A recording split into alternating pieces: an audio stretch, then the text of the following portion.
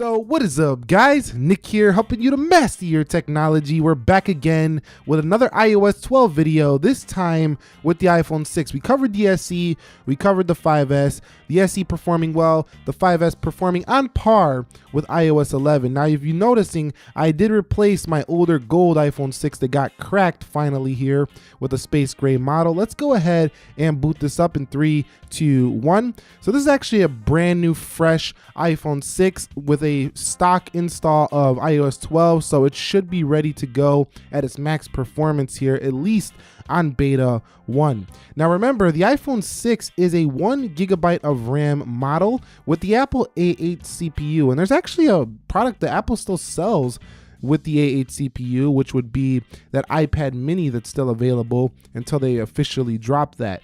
But the iPhone 6 has been discontinued from Apple stores, but many people can still get them on Straight Talk Wireless. You can still get them at places like Boost Mobile. So they're still available as a prepaid handset. And you've seen there was the boot up to iOS 12. It took rather long, but not too long for being the price it is at this point. Okay, so one of the first things I want to take a look at is that camera performance on the lock screen, because one of the things we're going to do a lot of the times is go ahead and turn on our iPhone, swipe over to take a quick picture so we don't miss that moment. And I can tell you that it performs very well here so far on beta 1, as you've seen, just very fast for the iPhone 6 there on the lock screen camera.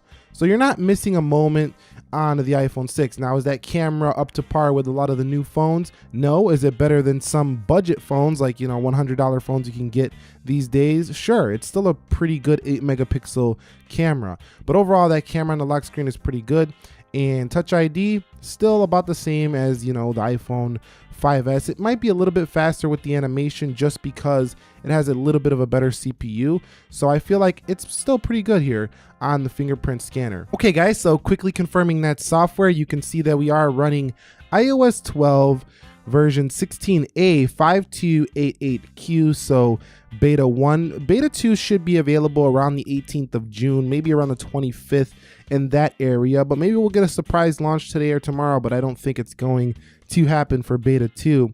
But you can see we are on the official version. Now, the first thing I want to talk about is just the general software and what I've thought about how it feels. So you see that little drop down? It always does that when I boot up the iPhone 6 or the 5S. It kind of just twitches a little bit there. What I've noticed is just scrolling through your pages has always been smooth on iOS, no matter which version you're on. This is never a problem because the grid is always smooth swiping through. Now, when you scroll up, this is pretty smooth as well. Control Center is a lot better on this beta 1 than it was on iOS 11 beta 1, for example.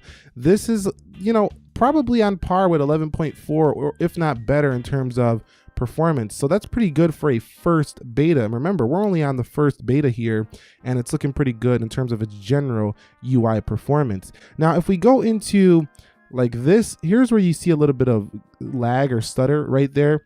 When you do this, it always does that. It's just a little choppy there in comparison to a newer iPhone. For example, I have an iPhone 8 Plus here on Control Center, and if we go ahead and tap in, you can see it's just a lot quicker on the newer iPhones, but that's not too bad on the 6 for being, you know, a 4-year-old phone. So keep that in mind. It's a 4-year-old phone. We wouldn't expect perfect performance, but I feel like this is something small that Apple could definitely get a little bit smoother here on the iPhone 6. But that's one thing I noticed. Scrolling down from here, no problem on the notifications tray, so that's a good thing as well. And overall, the general UI performance, just, you know, hopping through pages, through Control Center, in settings, everything is good on that front. I have no issues with it there. Okay, so welcome to the application portion of the speed test. Okay, so I usually just go through these kind of fast, and this one I kind of want to run through some stuff in the applications to see how the performance is holding up. So if we go into calendar, for example, let's hit the year view. And you see there's a slight stutter there on the scroll. So, you know, this is going to probably get improved, you know, the overall performance of all the Apple applications. But there's a slight stutter sometimes when scrolling in your calendar. If we go down here, let's go into home, for example, and click that. So everything works there just fine. Let's hit done. Let's hit the today view. And you can see working pretty good for your calendar. So what about calculator? Of course, the numbers are going to work fine. Calculator is an easy app. What about camera? Scrolling through some different modes, you can see not bad.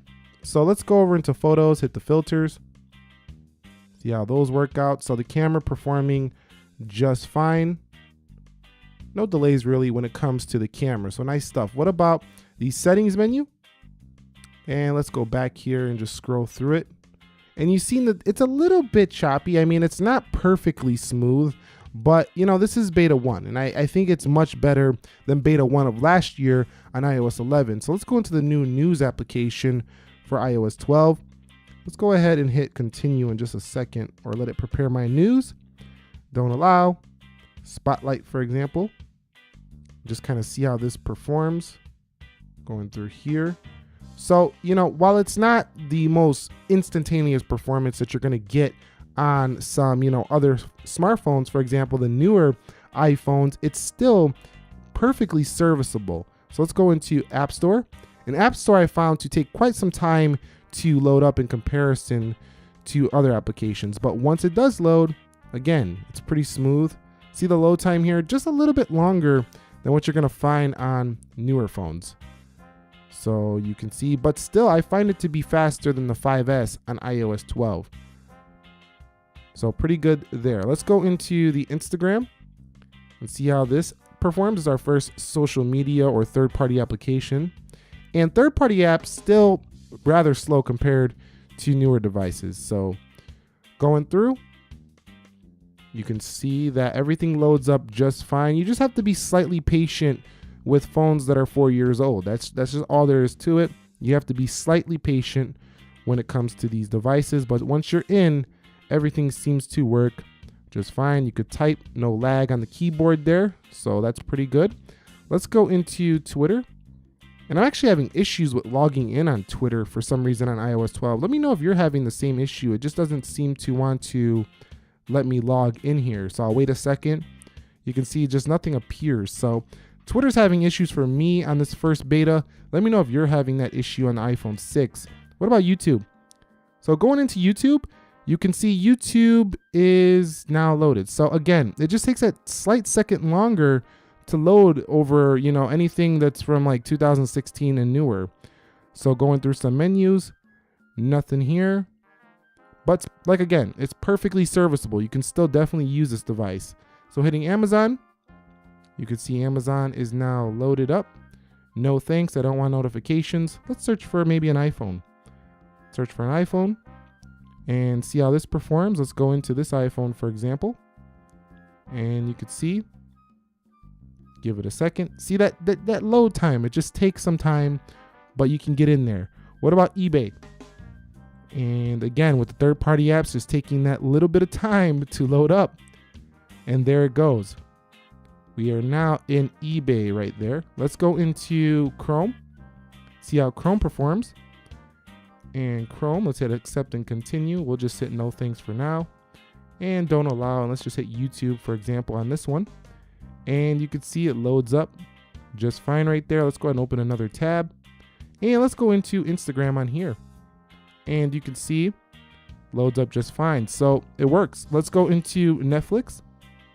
And Netflix is loaded up here. Don't allow. And there we go. So again, the load times just take a second longer. Let's head into this game, Jetpack Joyride, and see how this performs. We got this little notification due to the UA, you know, that little privacy policy thing that came up where applications have to be a lot more transparent than they ever were before. You can see here it goes. On basic games, it should load fine. Again, it's not that snap your finger instantaneous fast, but it should load up fine. Now, one thing I have noticed about the iPhone 6 is that, you know, it gets really warm under gaming or even under any stress. Like when you're opening multiple applications, it gets really hot, this phone. So Slither, you can see Slither. I mean, this game would have been instantaneous even on this iPhone 6s. So this phone definitely showing its age, even on iOS 12. What about Geekbench? And you could see Geekbench, there you go, 1.40 gigahertz, less than a gig of RAM available. That's probably why it's a little bit delayed. So we're gonna go into Video Shop, and you've seen there was a little bit of a stutter there when it opened. And then remember, this is a brand new iPhone. So what about Safari? And you can see I did open up multiple tabs here on Safari. I'm gonna reload them and then we'll do that in a separate section so you can see what it's like to use multiple tabs and then trying to hop in between them on an iPhone 6 in 2018. All right, so I loaded up all of these applications or all these websites in the Safari just to see the performance between running through a bunch of stuff. You're gonna be doing things on multiple tabs sometimes in the internet. So going here, you can see that was loaded up and ready to go. What about apple.com? You can see it's loaded up and ready to go. Again, I loaded these before I just did this little test. So this needed a reload. So my nickackermanchannel.com powered by Wix needed a reload. So you can see definitely took some time right there. That's my website. Let's go into the next one, cnet.com. You can see we're getting another reload. So this is where, you know, an iPhone with more RAM or a newer processor, if that is way faster. So if you're running through multiple tabs, like if you have a bunch of tabs in your Safari, don't expect to go back in your iPhone 6 and for them all to be loaded. You're going to be waiting a second for some reloads, and you could see again, Yahoo was not ready to go. So this is where, you know, performance is so much faster on a newer iPhone is in Safari, specifically when you have multiple tabs open. Okay, so you can see all the applications are open. We're gonna go ahead and run back through them to see if they get any reloads. So Safari was ready. Let's go into Video Shop. And right off the bat, we have a reload on Video Shop. Let's go into Geekbench. That's ready. What about Slither? Another reload here for Slither. And 1 gig of RAM, I don't expect it to be a powerhouse performer here, at least on the RAM management. And here we go for Jetpack Joyride, another reload. We don't even have to wait on that. Netflix, you can see another reload there. Chrome, reload there. I'm not even gonna wait on them if they're reloading. eBay, yep, another reload there. Amazon, another reload. I don't think it's holding pretty much anything. YouTube screenshotted and now it had to refresh. Let's go into Twitter. That was pretty decent. Let's go into Instagram. Refreshing, reloading here for Instagram. So you can see multiple applications open. You don't have that fluid hopping in and out of applications performance like you get on any 2018 phone here. Even with iOS 12, at least beta 1. Again, not conclusive because it's beta 1. But I'm pretty sure the iPhone 6 is never going to be able to hold multiple applications when you have less than 1 gigabyte of RAM operating at most times. So you can see Geekbench most times. Now, Apple did claim the apps are going to open much faster, but that might just be, you know, when you tap it for it to load. It doesn't mean it's going to hold all these applications in the background. So that's it between the iPhone 6. A little bit longer than our usual video, but at the same time, I wanted to hop in the applications actually in them to see how they actually perform. And you've seen that it's not too quick, but at the same time, it's about the same as 11.4, if not a little bit better than that, which is a good sign for a beta 1. But overall, I think the iPhone 6 is still pretty slow. And I know some people are going to say you're a hater just because I'm calling it like I see it. The phone right now is just not one I would recommend to buy, but if you have or own an iPhone 6 right now, I think you have some good signs to come for iOS 12 if you are going to be keeping this phone for at least another year or two.